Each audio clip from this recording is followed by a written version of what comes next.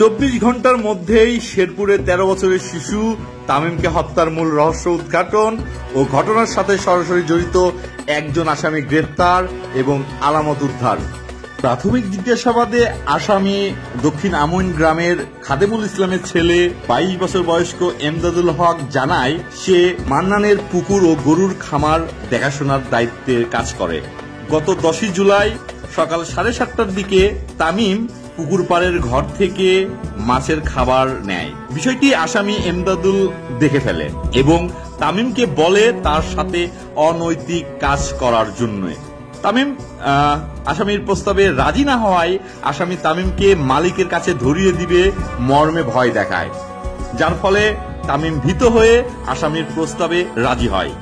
তখন আসামি তামিমকে পুকুর পাড়ের একটি ঘরে নিয়ে যায় এবং তামিমের সাথে অপ্রকৃতস্থ সঙ্গমের ফলে তামিমের মলদ্বার ফেটে যায়।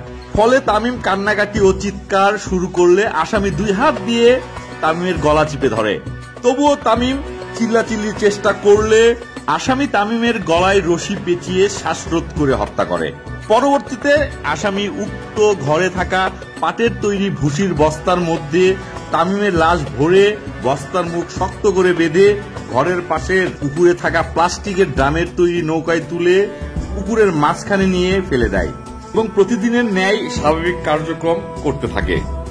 এবং পরবর্তীতে এই আসামি এমদাদুলি তার মালিককে জানায় যে তাদের পুকুরে একটি ভাসমান পাটের বস্তা দেখা যায়।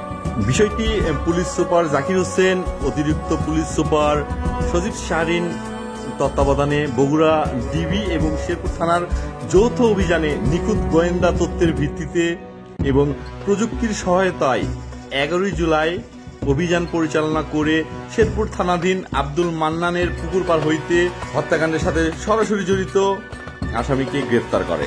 উক্ত হত্যাকাণ্ডের সাথে আরো কেউ জড়িত আছে কিনা তা তদন্তাধীন রয়েছে।